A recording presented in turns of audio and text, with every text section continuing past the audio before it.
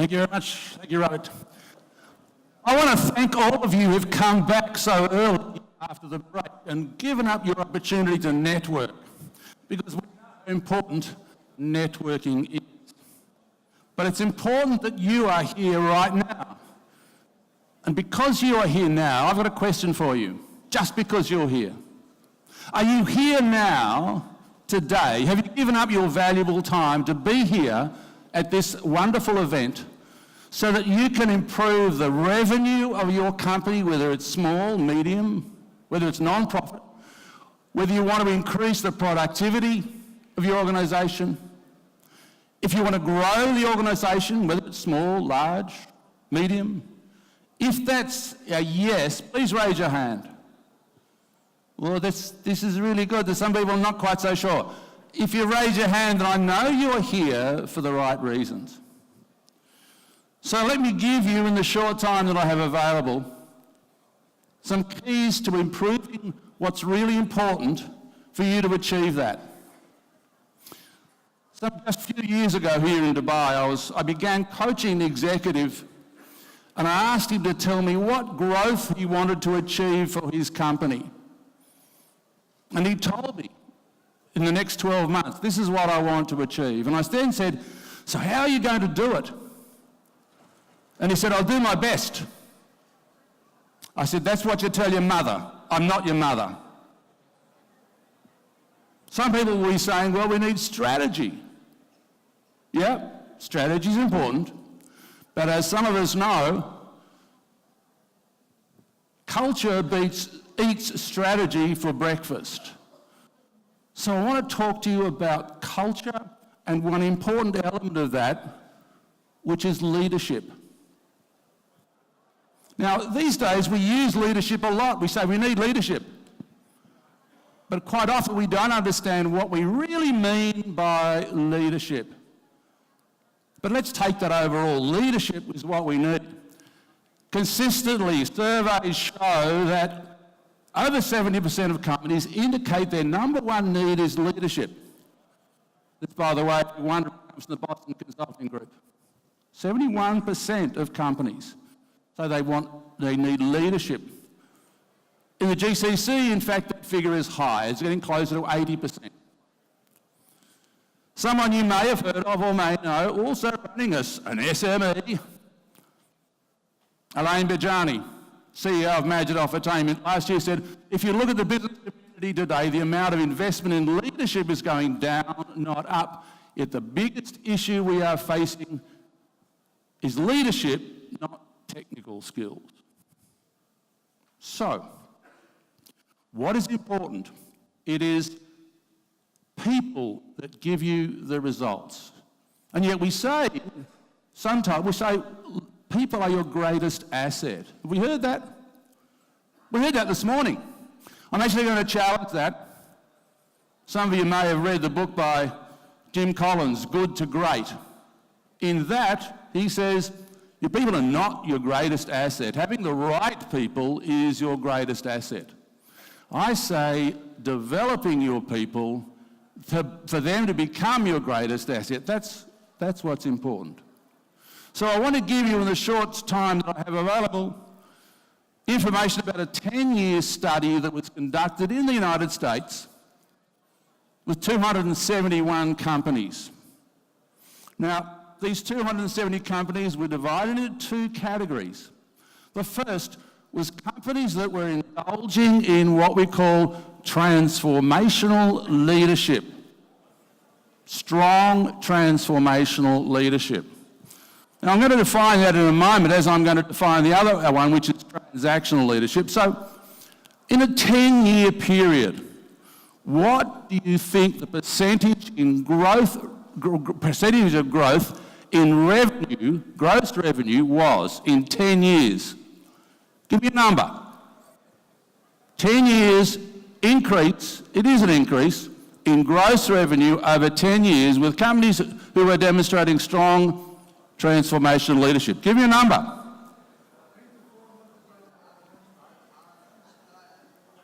Give me a number. 400%. Wow. Give me another number. Another number, what sort of increase do you might think they might have achieved? 40%? 50, well, 2,000, now come on, that's optimistic. Here's what it was, 849%. Now, there's another element, there's the other side. I said there's another group that they looked at which were strong in transactional leadership. So what do you think their percentage was? Remember, transformational, 849. Transactional, give me a figure. It's not 2,000. 150? 300. One more figure. 250. Guess what? Minus 49%. They're going out of business. Minus 49%. So what is transactional leadership, the one that's performing so poorly? In simple terms, you come to work, I pay you. Transactional. And because I'm paying you, I can treat you as I like to treat you. You do what I say. It's directive. Do what I say, do it faster. We sometimes call this power and fear, control and command, or just do it. Now, I was required to assess a senior leader, in fact, as a human resources director for a reasonably sized company towards the end of last year. And I said, tell me what's your leadership style? And he said, oh, very directive. I said, that's what we used to call power and fear, is that right? He said, yes. I then, a little bit later, asked him what his values were. Tell me some of your values. One of them was, I'm a team player. Now, there's a disconnect here. He's very directive, but he's a team player. So I suspect that in his case, team stands for together, everyone agrees with me. So he's very directive. But what about this man? Do what I say. I don't know whether you recognise this person or what he's doing. I hope not. And it's not just the men who do this. Let's be equal. Because people quite often don't understand how to get the very best out of the people that they lead. So what's transformational leadership? Obviously different to transactional, very significantly. This is about engagement. This is about empowering. It is about enabling. And it's about encouraging. And when you follow these things, which are actually part of what I spend a lot of my time doing, and that is in relation to a program called the Leadership Challenge. I'm the first certified master, I was the first certified master for the Leadership Challenge in the Middle East. Leadership Challenge is based on the book by two gentlemen who began 35 years ago to work out what makes exemplary leaders. This is the 6th edition of the book, the Leadership Challenge. Those figures that I quoted earlier, by the way, are set out in this book. 6 editions. The copy of the book is sold in the millions. So let's look at the sort of things that apply. These are some of the fundamentals that we talk about in the Leadership Challenge. We say leadership is a choice. It's an aspiration. You decide you want to be a leader, it's up to you. Leadership is everyone's business. Everyone throughout the organisation. So if we say people are our greatest asset, what if all of those people understand what it is to be a leader and they lead to get great results? Leadership is a relationship. Without the relationship, it is simply transactional. And it's up to you as a leader to develop those relationships. I'll give you 2 examples. With the one person, someone in the last year said to me, Graham, I'm about to start a new job as Director of HR for a company. I'm new to that company. What do you suggest I do? I said, how many staff in the organisation? Well, it's about 400. I said, here's what I want you to do when you first arrive. I want you to, over the company, buy 400 birthday cards. I want you then, in the first 3 weeks that you're there, to shake 400 hands. Look at them in the eye, get to know them, build a relationship. The more we build relationships, the more success we have. It's about the connection that we have with people at all levels. People know that they are valued in that organisation. But of course, with organisations, we know that whatever level we are at, we need to have a vision of where we're going. And that vision, in the best sense, is defined this way. The vision is an ideal and unique image of the future for the common good. Not just my vision, but when you're in a small organisation, when you're starting up, and you have a vision of where you're going to go, you have the people working with you who absolutely believe that they are part of the vision of where we're going. Tell you what, they will get up early in the morning and come and give you the very, very best that they can for you. Engagement. Increased productivity. All because they want to help you achieve that vision. They want to be on that journey with you. We have increased retention. They want to stay with you to help you achieve those results. Well, what are challenges in transformational leadership? One of the 5 practices on which the leadership challenge is based is called challenge the process. And this is looking for new, better ways, innovative ways to do things. And I know, and I keep hearing stories of people that I've worked with, people that I've coached, how they always are looking for better ways of doing things. Always. Challenging every little thing. Can we find a better way? Is there another way we can do this? And yes, there usually is. And as I say, if we finish something, say, if we were to do this again tomorrow, what could we do that would get us a better result? Always. I keep hearing stories of people that I've worked with the breakthrough processes that they have achieved and the increases in revenue as a result of this. We know that 96% of respondents say they perform when they are challenged, they perform at their best. So give people the opportunity to do things differently.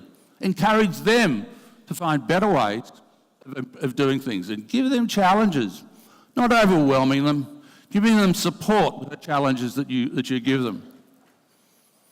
Recognition and encouragement. Wow, how important is this? And how you do this, it's critical. But it's important to do it and keep doing it.